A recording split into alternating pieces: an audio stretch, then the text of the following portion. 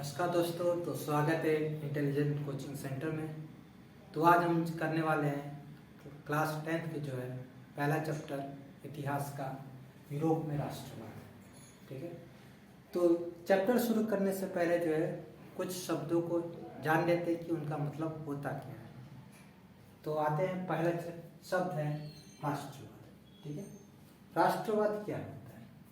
राष्ट्र के प्रति स्नेह प्रेम की भावना को राष्ट्रवाद कहते हैं। मतलब राष्ट्र के प्रति जो भी प्रेम करता है, स्नेह रखता है या देशभक्ति दिखाता है, उसको क्या कहते हैं? राष्ट्रवाद कहते हैं। उसके बाद अगला पॉइंट आता है निरंकुशवादी। निरंकुशवादी क्या होता है? यह एक ऐसा व्यक्ति या संस्था होती है, चाहते ही एक ऐसी व्यक्ति या ऐसा संस्था होता है जिसकी शक्ति की कोई सीमा नहीं होता। चाहते कोई ऐसा व्यक्ति होगा, संस्था होगा जिसकी शक्ति की जो है कोई सीमा जो है नहीं होती है, कोई सीमा नहीं होती, जो लोगों की परवाह किए बगैर मनमाने ढंग से कार्य करता है। ठीक है, निरंकुशवादी क्या होता है कि एक ऐसा व्यक्ति होगा या संस्था होगा जो क्या करती है, लोगों को लोग की परवाह के बगैर मनमाने ढंग से जो है कार्य करती है। जैसे कि एग्जांपल के लिए हम मानेंगे तो जो फ्रांसीसी क्रांति हुई थी उसमें जो लुई 16वां था, वो क्या करता था? लोगों की राय लिए बगैर ही कोई भी कानून जो है लगा देता था, जनता के ऊपर कानून जो लागू कर देता था। ठीक है, तो वही हो गया निरंकुशवादी। इसके बाद आता है उदारवादी। उदारवादी क्या होता है? उदारवादी का अर्थ क्या है? आजादी। उदारवादी का अर्थ क्या है? आजादी। उदारवादी लोग तेज बदलाव और विकास को प्राथमिकता देते हैं। ठीक है, उदारवादी जो लोग होते हैं, आजादी के लिए जो लड़ते हैं लोग, या फिर जो लोग होते हैं वो तेज बदलाव और विकास को क्या करते हैं? प्राथमिकता देते हैं कि जल्दी जल्दी विकास हो, जल्दी जल्दी बदलाव आए देश में। ठीक है, उसके बाद आता है रूढ़िवादी। क्या तो रूढ़िवादी क्या होता है?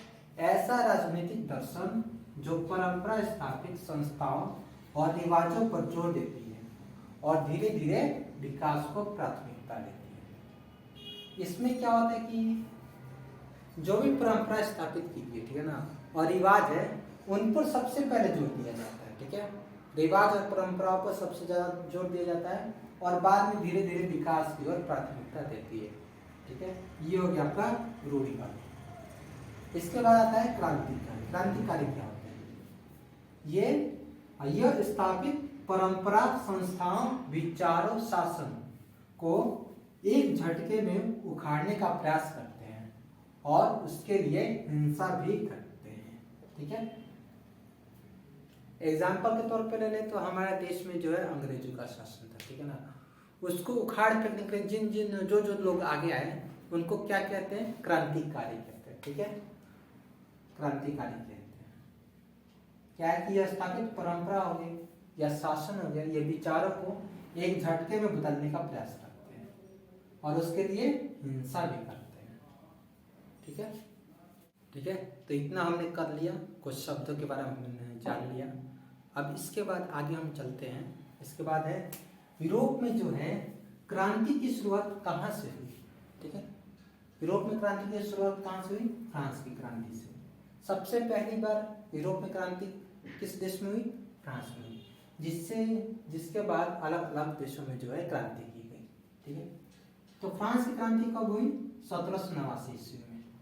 कब हुई थी? 1789 ईस्वी में। और फ्रांस की क्रांति के समय फ्रांस का शासक कौन था? लुई 16वां। फ्रांस की क्रांति के समय फ्रांस का शासक कौन था? शासक लुई 16वां था। ठीक है, तो ये क्रांति क्यों की गई? लुई 16वां को पद से हटाने के लिए। ठीक है, तो लुई 16वां क्या करता था? वो जो है मनमाने ढंग से, ठीक है, जनता से कोई पूछेगा नहीं, राय नहीं लेगा, ठीक है, मनमाने ढंग से जो है कार्य करता था लुई 16वां, और कोई भी कानून लगा देता था जिससे देश पर जो संकट आने लगा। ठीक है, मान लो कर दोगुना कर दिए तो लोग कहाँ से भरेंगे? तो देश में संकट आ गया। फिर क्या हुआ? उच्च वर्ग के लोगों ने आंदोलन कर दिया। ठीक है, राजा को जो है हटाने की कोशिश की। तो 1789 में जो है फ्रांस की जनता ने जो है क्रांति की और लुई सोलहवां को पद से हटाकर लोकतंत्र की स्थापना की। ठीक है, लोकतंत्र की स्थापना की किसने? उच्च वर्ग के लोगों ने। ठीक है, उच्च वर्ग के लोगों ने। अभी आप लोग पूछोगे उच्च वर्ग क्या होता है, इसके बाद है मध्यम वर्ग। ठीक है, मध्यम वर्ग क्या होता है और निम्न वर्ग क्या होता है, निम्न वर्ग। ठीक है, तो जो उच्च वर्ग है, उच्च वर्ग मतलब कि अमीर लोग। ठीक है, अमीर लोगों के हाथ में जो है सत्ता होती। निम्न मध्यम वर्ग जो ना ही ज्यादा अमीर है और ना ही ज्यादा गरीब है। और निम्न वर्ग क्या होता है? गरीब। ठीक है, जो गरीब है। तो लुई सोलह को पद से हटाया गया, लोकतंत्र की स्थापना हुई। किनके हाथों में सत्ता आई थी? उच्च वर्ग के लोगों में जो है सत्ता आई थी, जिन्होंने क्या किया? 1792 ईस्वी में जो है संविधान बनाया। ठीक है ना, संविधान बनाया। तो संविधान में क्या था कि उच्च वर्ग के लोगों ने क्या किया कि अपने हितों को सिर पर रखा। उच्च वर्ग के लोगों ने क्या किया? अपने हितों को रखा, बाकी जो मध्यम और निम्न वर्ग के हितों को जो है नहीं रखा। जैसा जो उच्च वर्ग के लोगों को जो फायदा हो सकता है वही कानून बनाया। ठीक है, इसमें और क्या था कि 21 साल से ऊपर के लोग जो है मतदान कर सकते हैं, महिलाएं जो है वोट नहीं डाल सकती है। ठीक है, तो ये जो चला 1792 से 1799 तक। ठीक है, 1792 से 1799 तक इनका वो चला, शासन चला।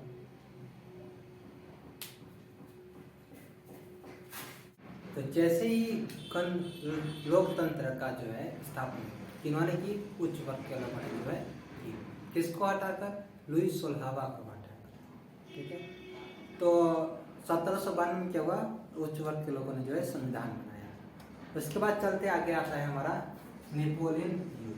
ठीक है, नेपोलियन कौन था? ये एक सेनापति था। फ्रांस की सेना में क्या था? एक सेनापति था।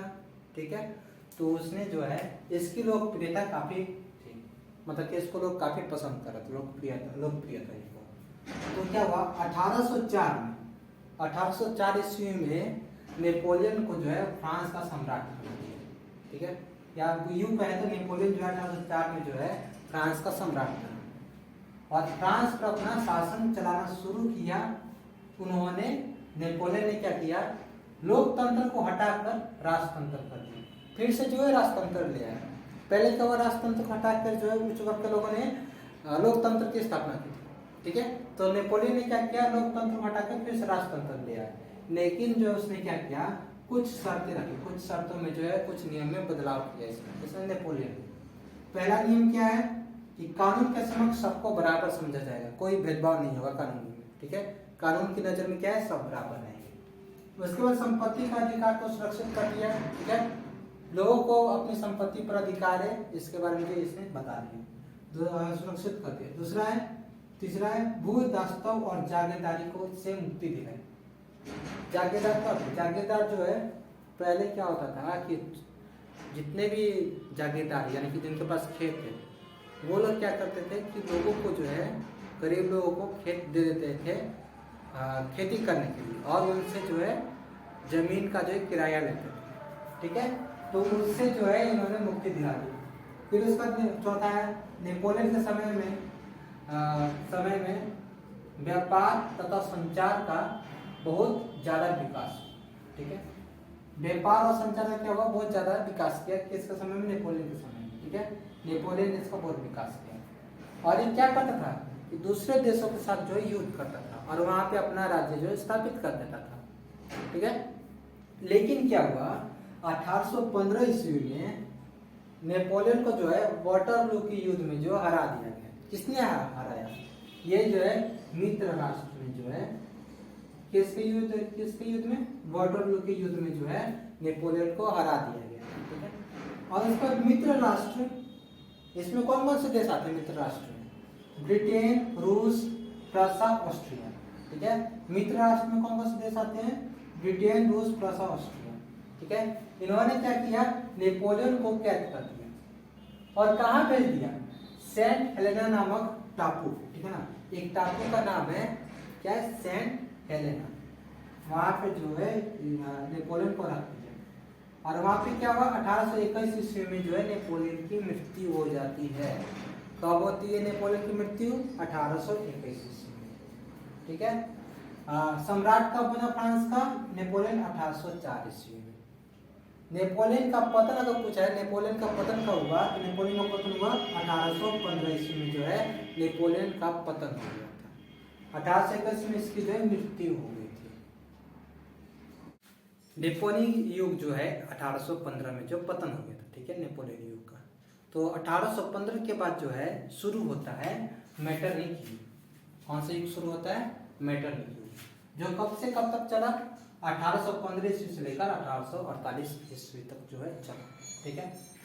1815 में नेपोलियन का पतन हो गया, उसको जो है सेंट हेलेना नामक टापू पे जो है कैद कर लिया गया, और वहां पे उसकी 1821 में जो मृत्यु हो जाती है, ठीक है। तो पतन के बाद क्या होता है, यूरोप की विजय शक्तियां जो है, विजय शक्तियां में कौन कौन आएगी, ब्रिटेन, प्रसा, रूस और ऑस्ट्रिया, ठीक है। ये जो विजय शक्तियां हैं नेपोलियन के पतन के बाद 1815 में क्या करती है, नेपोलियन के पतन के बाद जो 1815 में एक सम्मेलन बुलाते हैं, कहाँ पे, ऑस्ट्रिया की राजधानी जो वियना थी, वहां पे जो एक सम्मेलन बुलाते हैं, ठीक है, जिसको किस नाम से जाना जाता है, वियना सम्मेलन के नाम से जो है जाना जाता है, ठीक है। वियना सम्मेलन की अध्यक्षता कौन करता है, अध्यक्ष कौन रहता है, ऑस्ट्रिया रहता है, ठीक है। ऑस्ट्रिया का चांसलर कौन, मेटरनिख, ठीक है। मेटरनिख ने जो है एक सम्मेलन बुलाया था जिसका नाम है वियना सम्मेलन। कब बुलाया था, 1815 में। मेटरनिख के क्या है, एक प्रतिक्रियावादी शासक था, ठीक है ना, प्रतिक्रियावादी, निरंकुशवादी से भी आगे, ठीक है ना, उससे भी ऊपर के जो है शासक था, जिसका मुख्य उद्देश्य क्या था कि गणतंत्र को हटाना। जहां जहां पर जिस देश में जो है फ्रांसीसी क्रांति के से प्रभावित होकर जहां जहां पर लोगों ने जो है ये अपना जो है लोकतंत्र स्थापित किया है, उस जगह पर जो है मेटरनिख क्या चाहता था कि वहां पर लोकतंत्र को हटाया जाए और राजतंत्र की पुनः स्थापना की जाए, ठीक है। कौन चाहता था, मेटरनिख। इसका युग 1815 से लेकर 1848 तक चला। मेटरनिख युग, ठीक है, उसको हमने पढ़ा। तो मेटरनिख ने जो है वियना सम्मेलन में क्या क्या कार्य किया उसके बारे में पढ़ेंगे, ठीक है। तो मेटरनिख क्या चाहते थे, मेटरनिख पर प्रभाव स्थापित करें, जिस पर मेटरनिख क्या चाहता था कि इटली पर जो है अपना प्रभाव बनाए रखे, और साथ ही में किस पर, जर्मनी के ऊपर, ठीक है। इटली और जर्मनी के ऊपर मेटरनिख चाहता था कि वो अपना जो है प्रभाव बनाए रखे।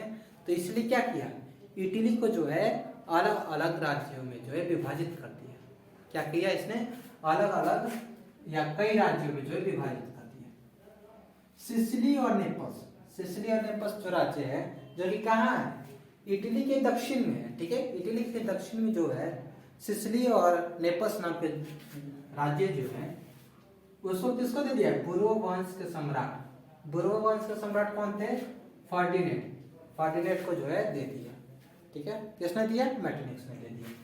फिर उसके बाद जो आता है रोम, रोम जो इटली की राजधानी है रोम, ठीक है ना, रोम और उसके आसपास के क्षेत्र, ठीक है, रोम और उसके आसपास के क्षेत्र जो है किसको दे दिए, पोप को दे दिया। पोप क्या होता है, ठीक है ना, पोप मतलब चर्च के पुजारी, ठीक है।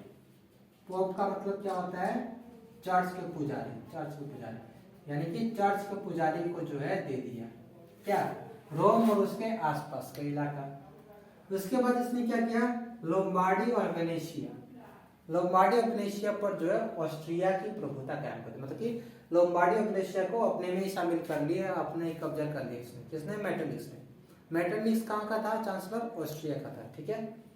तो इटली के कौन से दो क्षेत्र राज्य को जो है अपने ऊपर कब्जा किया था, तो उसमें आ जाएगा लोम्बार्डी और वेनेशिया।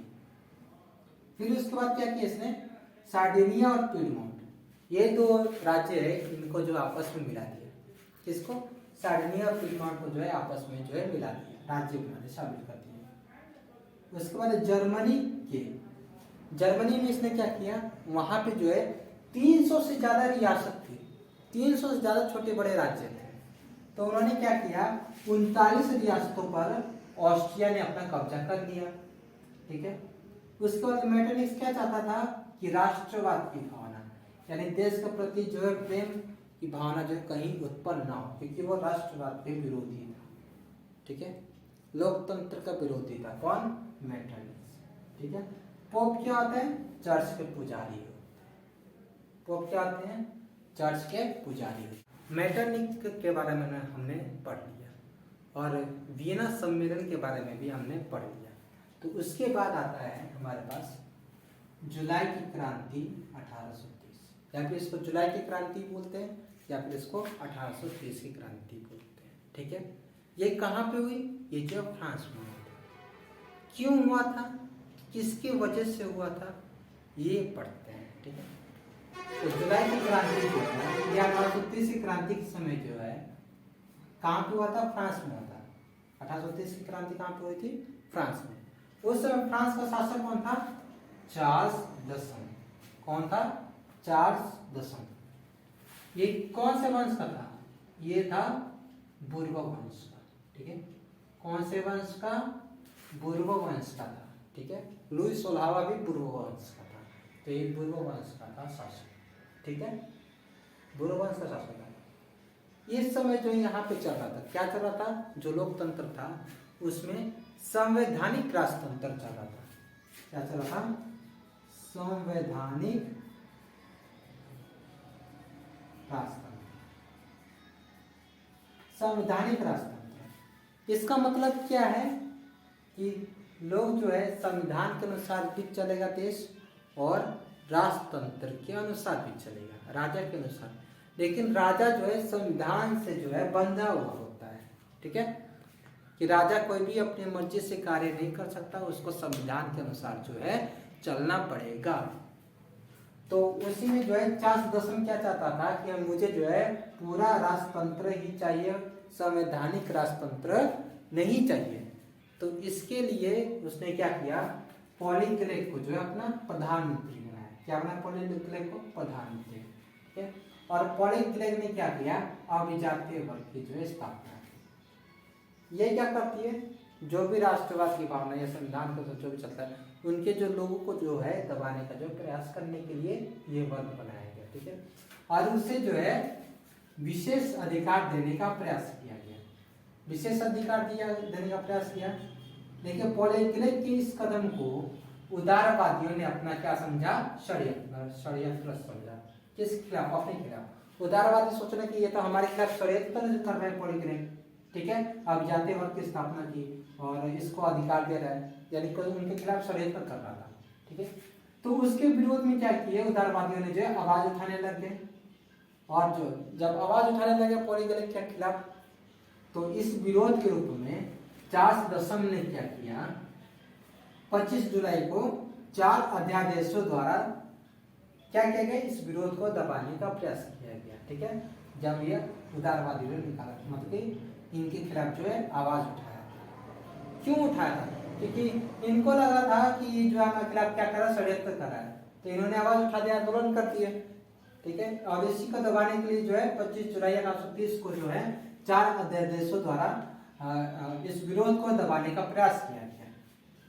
फिर इन अध्यादेशों के खिलाफ विरोध जैसे ही क्या हुआ कि इन्होंने इनको दबाने का प्रयास किया। ठीक है, तो लोग क्या हुए और भड़क गए। ठीक है, तो 4 अध्यादेशों के विरोध में पेरिस में क्या होता है, क्रांति की जो है लहर दौड़ पड़ी। पेरिस में क्या हुआ, क्रांति की लहर दौड़ पड़ी, जिससे क्या बोलते हैं हम, जुलाई की क्रांति बोलते हैं या फिर 1830 की क्रांति बोलते हैं। ठीक है, क्यों हुई थी? क्योंकि चार्ल्स दसम ने जो है पॉलीक्लेक के खिलाफ जो है आवाज उठाई थी, उसको दबाने का प्रयास किया, जिसकी वजह से 4 अध्यादेशों के विरुद्ध में पेरिस में जो है क्रांति की लहर दौड़ उठी, जिसको जो है फ्रांस की क्रांति, फ्रांस की जुलाई क्रांति या फिर 1830 की क्रांति भी कहते हैं। ठीक है, इसके बाद जो है जब ये क्रांति हो गई, क्रांति समाप्त होने के बाद जो है फ्रांस का राजा कौन बनता है? फ्रांस का राजा जो है ये क्रांति समाप्त होने के बाद, ठीक है, समाप्त होता है। तो इस समय उसके बाद जो है फ्रांस का राजा किसको बनाया जाता है, जुलाई 1830 की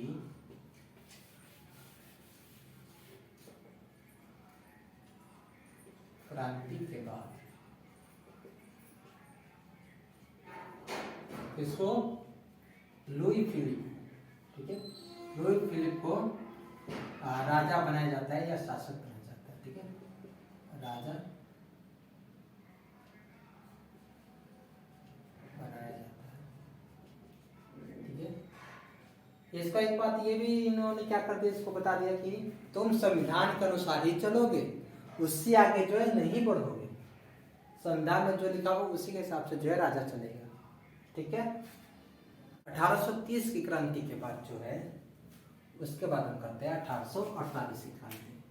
1830 क्रांति को 1848 क्रांति की क्या जरूरत है, क्यों? इसका जो कारण क्या था, लुई फिलिप की कमजोर एवं उदारवादी नीति। लुई फिलिप क्या करता था, मानो एक प्रकार से जो है इसकी जो नीति जो भी पॉलिसी बनाता था वो एकदम कमजोर होती थी, ठीक है।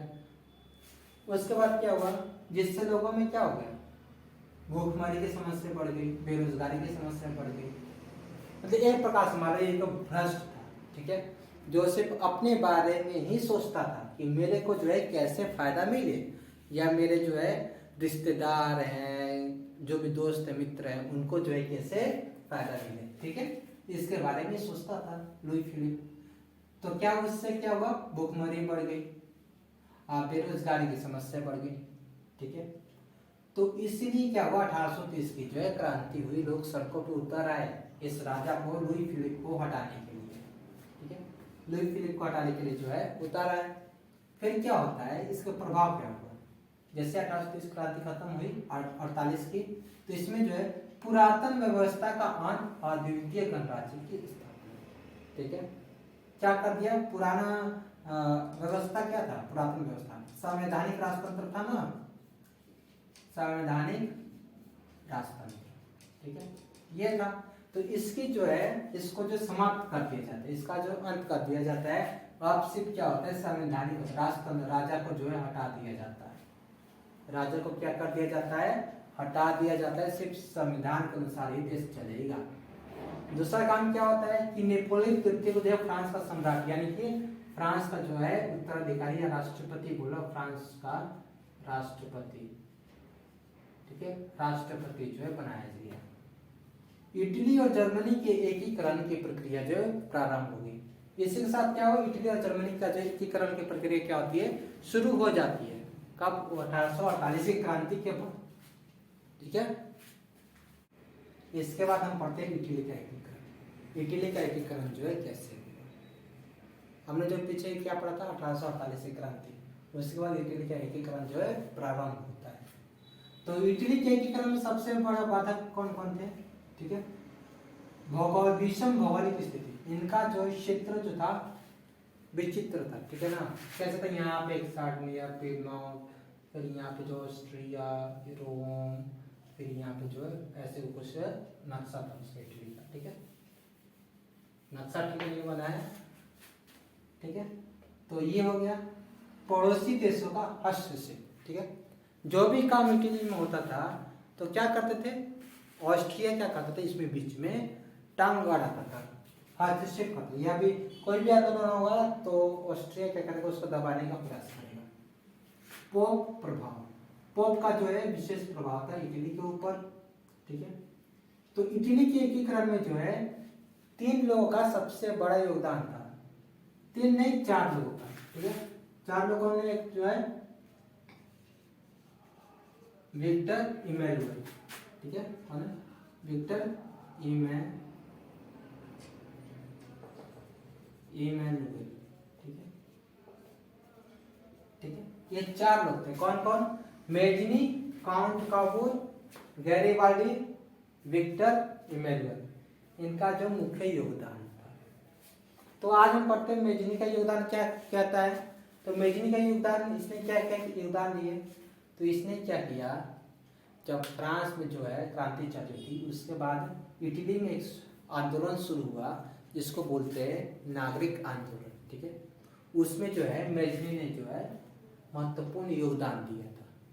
जिसका अगर मेजनी ने जो नागरिक आंदोलन है उसको जो ऑस्ट्रिया द्वारा दबाने का प्रयास किया गया, ठीक है, दबाने का प्रयास किया, जिसकी वजह से क्या हुआ, मेजनी को जो है पलायन करना पड़ा, देश छोड़ के जाना पड़ा, ठीक है। फिर उसके बाद क्या होता है, फिर ये वापस आता है, ठीक है, देश छोड़ के गया, फिर उसके बाद फिर वापस आएगी, तो वापस आने के बाद यंग इटली की स्थापना करता है। यंग इटली की स्थापना कब करता है, 1831 में। यंग इटली की स्थापना कब करता है, 1831 में। इसका काम क्या था, यंग इटली का काम क्या था कि जो विदेशी हस्तक्षेप है, ठीक है, यानी जो विदेशी जो देश है वो इटली में जो टांग अड़ाते हैं बीच बीच में, कोई भी काम होता है इटली में तो उसको रोकना, ठीक है। उसके बाद यंग यूरोप की स्थापना करता है 1834 ईस्वी में।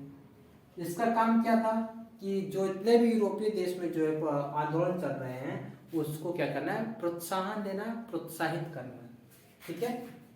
उसके बाद 1848 की क्रांति के बाद क्या होता है, मेजनी पुनः वापस आता है, जनवादी आंदोलन की शुरुआत करता है। क्या कर 1848 क्रांति के बाद जो ये वापस आता है मेजनी, ठीक है, और जनवादी आंदोलन की क्या कर देता है, शुरुआत कर देता है। लेकिन जो है ये भी ऑस्ट्रिया के चांसलर मेटरनिख द्वारा जो है इसको दबा दिया जाता है, जिसकी वजह से ये फिर क्या होता है, ये फिर से देश छोड़कर जो है चला जाता है, ठीक है। क्या करता है, ये देश छोड़ के फिर से चला जाता है। इतना समझ में आ गया।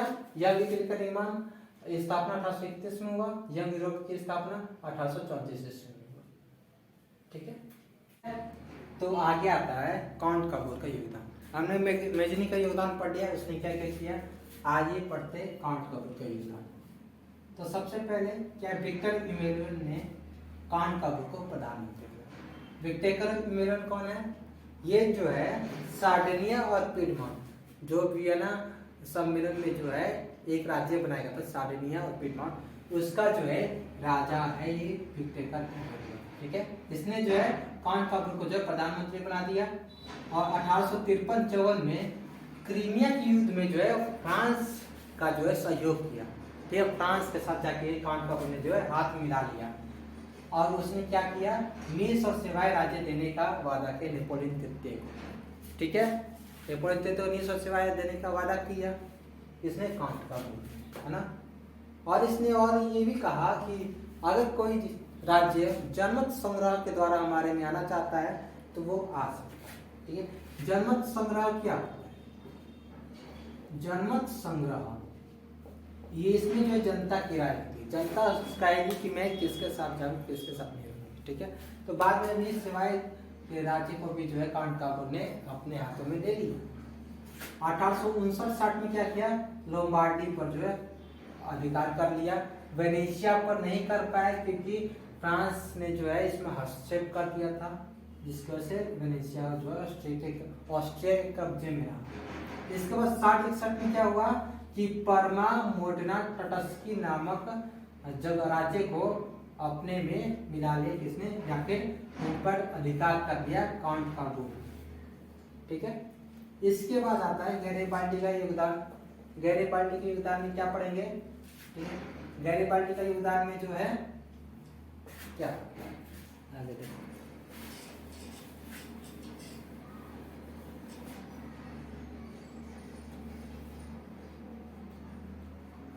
गैरिबाल्डी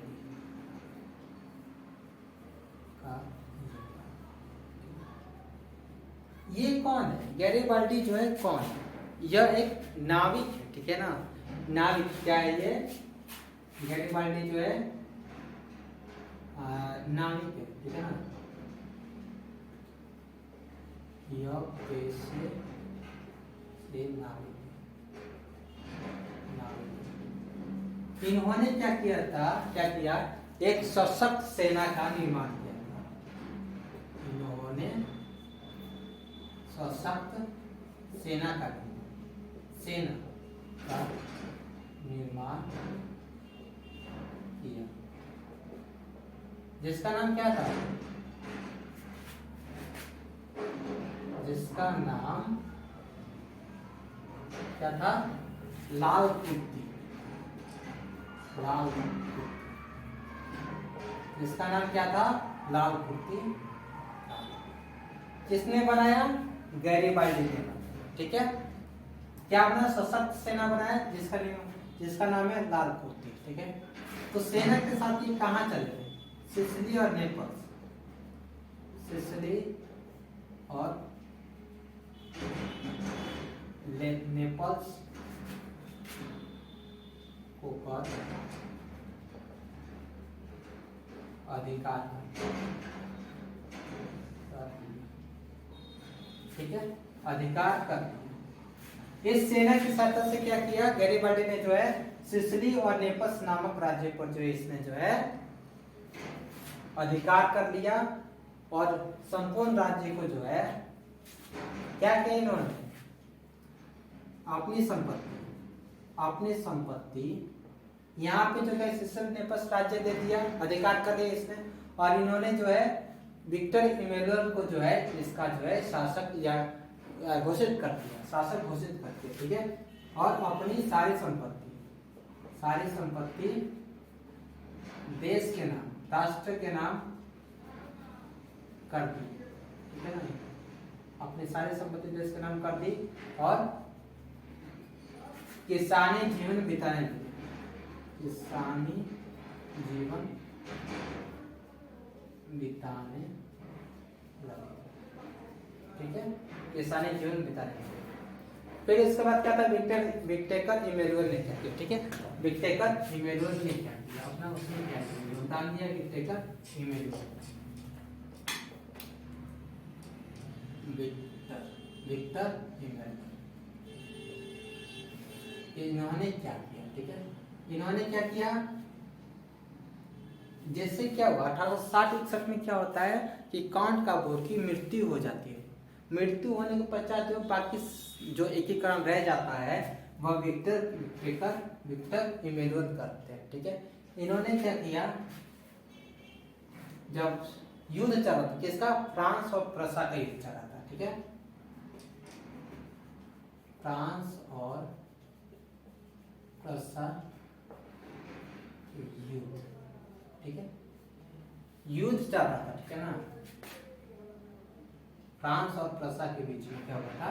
युद्ध चल रहा था, जिससे क्या हुआ? पोप पर जो है फ्रांस का संरक्षण जो है कम हो गया। ठीक है ना, फ्रांस का संरक्षण क्या हुआ? पोप पर जो है कम हो गया। फ्रांस और प्रसा का संरक्षण जो है कम हो गया था। ठीक है, जब प्रसा का संरक्षण जो है कम हो गया तो विक्टर इमैनुअल क्या करते हैं? इसका जो फायदा उठाते हैं। क्या करते हैं? फायदा उठाते हैं और किसको छोड़कर?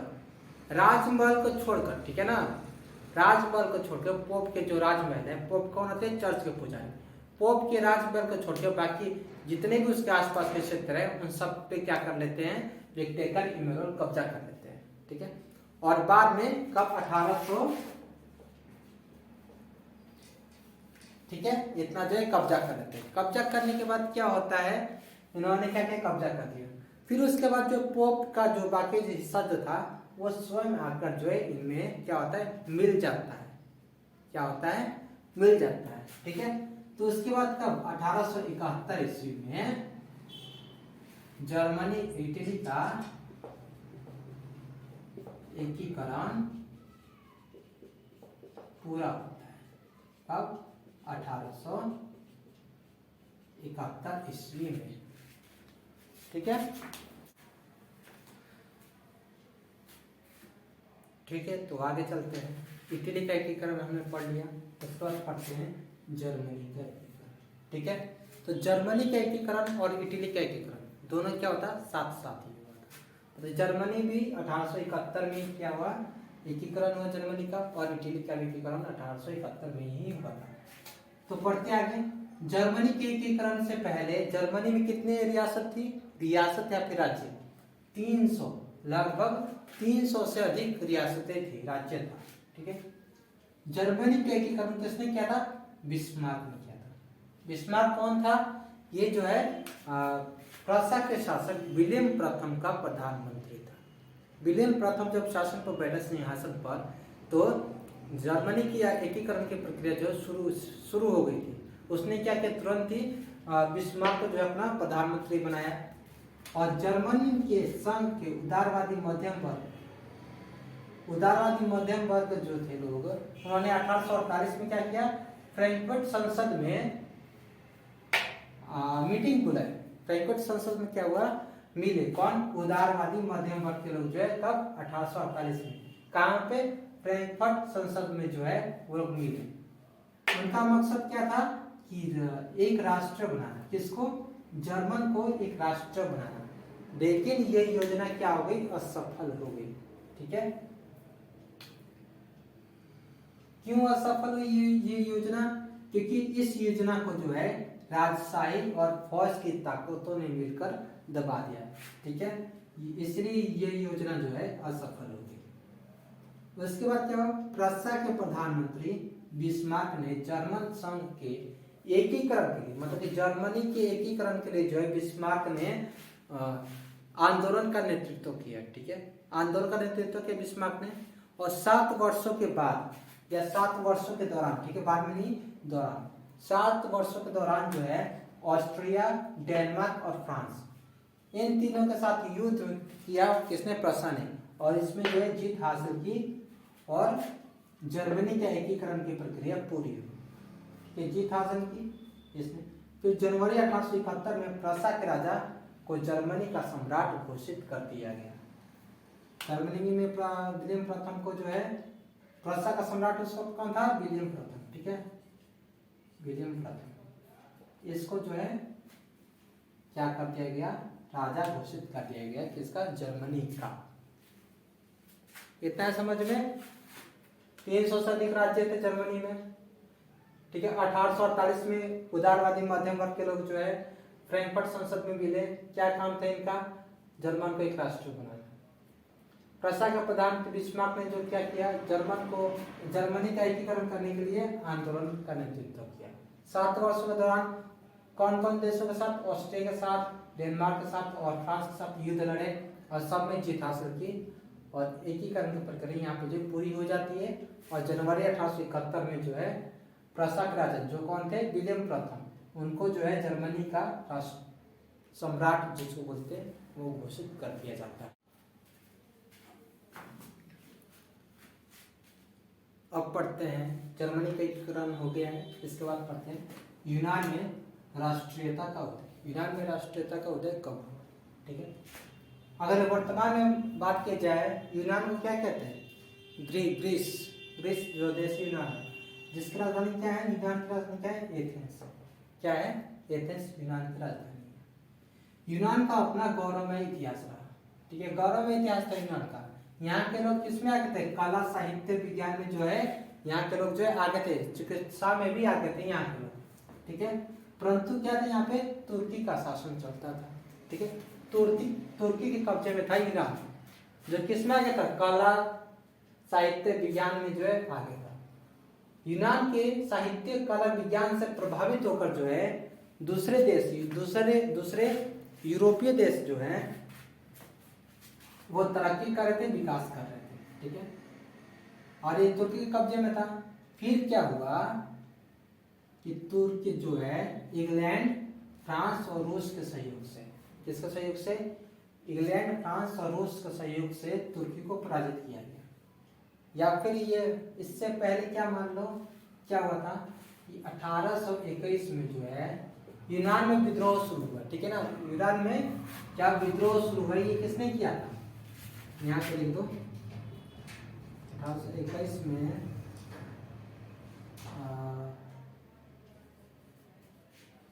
अलेक्जेंडर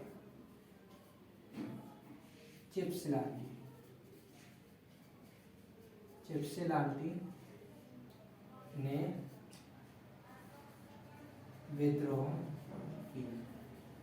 ठीक है, यूनान में जो है तुर्की सरकार के खिलाफ जो है चिपसिलाटी ने जो है 1821 ईस्वी में जो विद्रोह किया। ठीक है, फ्रांस, रूस और इंग्लैंड की सहायता से तुर्की को पराजित किया गया और 1829 ईस्वी में किसकी संधि हुई, एड्रियानोपोल की संधि हुई। कब, 1829 ईस्वी में एड्रियानोपोल की संधि हुई। और 1832 में क्या हुआ, यूनान को एक राष्ट्र घोषित कर दिया गया। कब यूनान को एक राष्ट्र घोषित किया गया? 1832 ईस्वी में